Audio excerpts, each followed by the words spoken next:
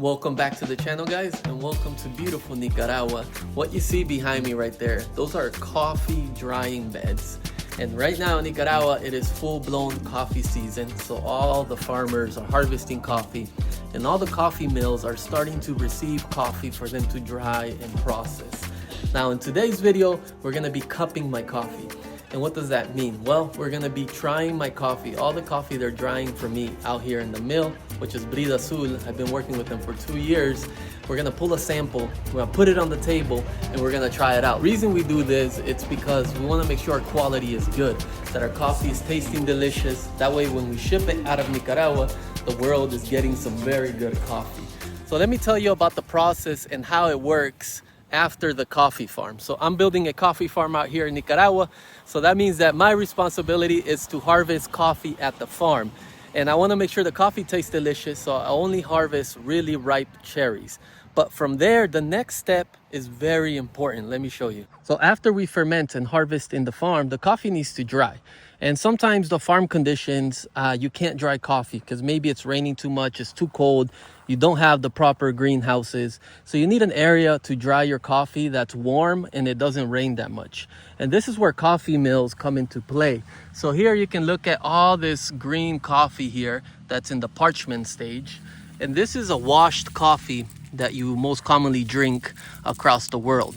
Now this coffee has been sitting here drying. As you can see, they're taking very good care of it. So after I harvest my coffee, I bring my coffee to Bridazul and they dry it for me. So they take care of it, and it's about maybe, I'd say 15 to 22 days, depends how hot it is, for the coffee to dry.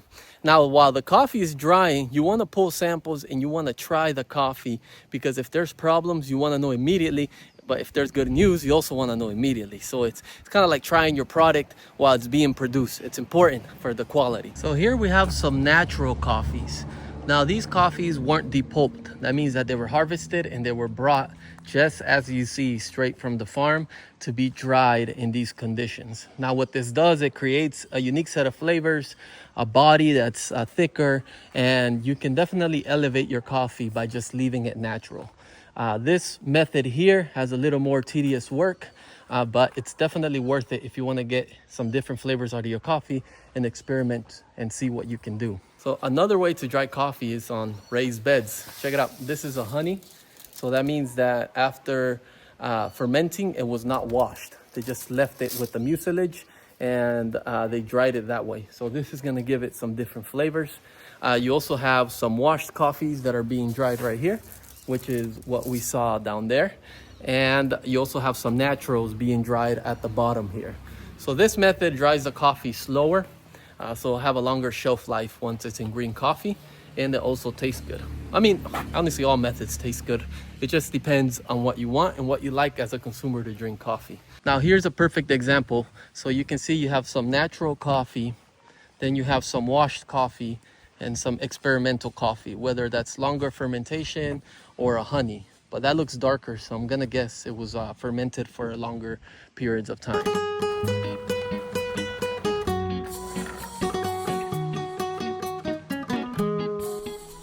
Now it was time to go back into this beautiful coffee lab that you're seeing here. This is Claudia, and she's the owner of Bridazul. She is awesome. I've learned a lot from her, and we're gonna get to hear a little more later on in the video. The team started prepping up the samples.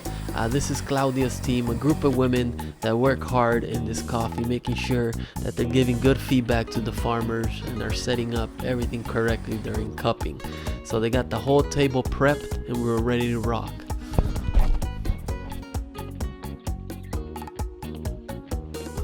So Claudia, today we have 19 samples on the table. Yes. You tell me a little bit where the coffee's from and what parts of Nicaragua?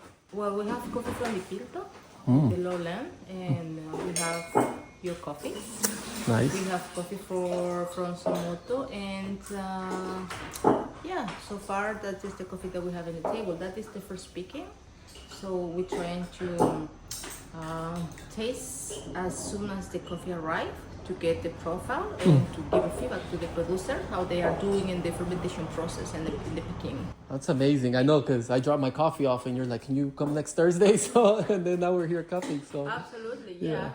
I think it is important for you as a producer to have the feedback of your coffee as soon as possible, that you can take decision in the farm. Exactly. Right? So we want the best for our customers as a producer. So this is the key. Yeah, because last year, I think before I worked with you guys, they never even did this. You know, like it was, I dropped off the coffee and I didn't hear about it until like it was ready to be out and exported, you know, so. Yeah, so it's, and you know how it is, we have like so many years in the table. Yeah. So we need to take decisions. And as I said, this is the key for us. Yeah. And, also, like, it's really good for the producers to understand what they are actually doing in their farms. Exactly. I think knowledge is power. So we should share the power, right? Yeah. We're trying to share it. Perfect. I love it. Trust me. I've gone a lot smarter now that you've done this. So. You could feel this heaven all the time for the one you love. You should feel like you could lose your mind for the one you love.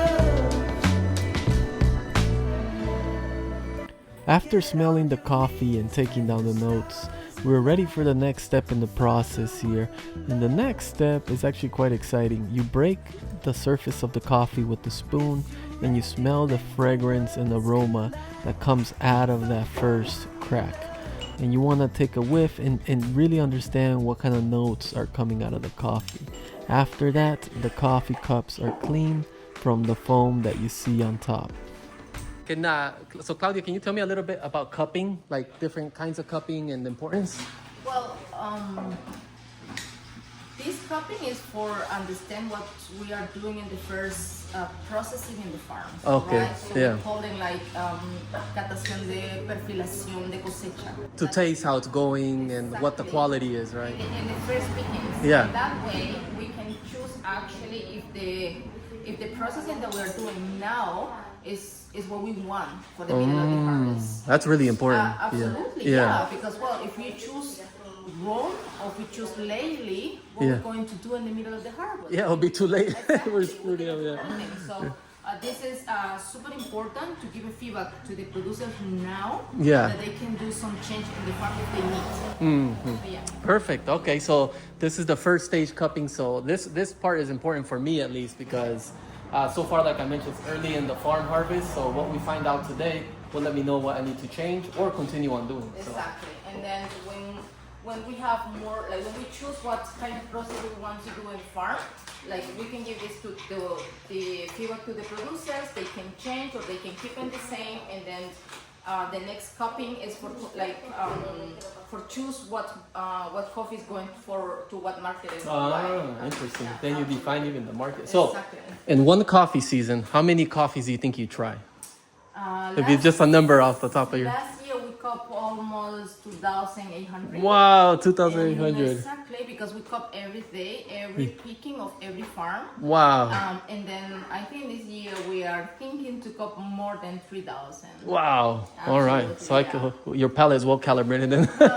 Well, that's depend, because we cup for so many different markets and so many different varieties. Yeah. Each market's a different palate, right? Exactly. Yeah. So yeah, we just like it's to us all coffees are good. Yeah. Absolutely, when they are good treatment and when they have good treatment in the farming here and the dry milk, but also like every market has a different palate. Yeah. So we find a market for every coffee. Would you say that the U.S. market likes washed coffee more or natural? In general, with our customers, yes. Okay. Because I think I'm not going to say yes in general because we don't have all the customers. Yeah, right? yeah. But for our customers, they prefer washed coffees. Absolutely. It's a nice morning cup getting to Exactly. work, yeah. We call them coffee. Yeah, that's true. All right, perfect. All right, guys, the fun part is coming up. We're going to be trying some coffees right now. So each sample is numbered. I have no idea on this table which one's my coffee. We're just going to go around the rosy here and try all these coffees from beautiful Nicaragua. I will lift you up, and when you're feeling tired, I will fill your cup. Come on, come on, come on, come on, and get down all the way from the day. Yeah. Go on, go on, go on, go on, and tell me what's been blocking you away.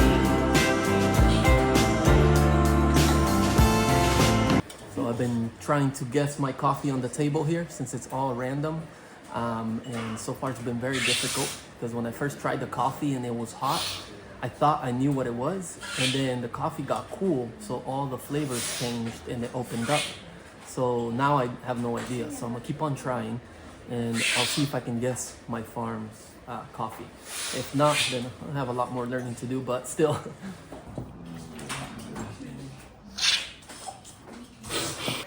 All right, I think I got my guess here, and I think it's between 13, 14, 2, and 3. I think it's one of those cups. My farm is in there, and we're about to find out pretty soon. I'm pretty excited. We're getting closer here. We're all around. We're still in Dipilto, right, Claudia? Mm-hmm. Yeah. We're still in Dipilto. Now we're finishing Dipilto, and these are your coffees. Oh, no way. All the way to... 17 to 20. Wow, I was wrong. At first, I thought it was 1 to 3, and then 12 through 14. I thought it was that, but it's right here. We're gonna make a blend of coffee right now because samples through 17 through 20 are different varieties and different timing when I turned in the coffee. But when I sell my coffee online, it's a little bit of everything. So everything gets blended, so you get a blend of Nicaragua. So we're gonna make a blend and then we'll go ahead and try it.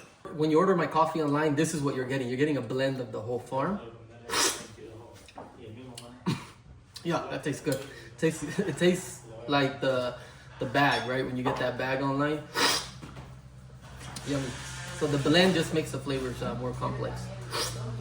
Wow, that was such an amazing experience. I learned a lot. I couldn't properly select my coffee out of the table. It was very difficult, but you know what? That's what coffee is about, learning, you know, and actually partnering with good people that care about coffee and care about the people to make a change in coffee. So I'm excited.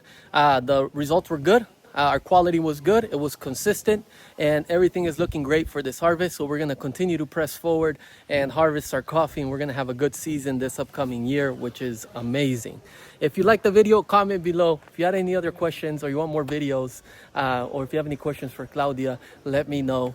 Make sure to subscribe and like. It is your Coffee Familia signing off.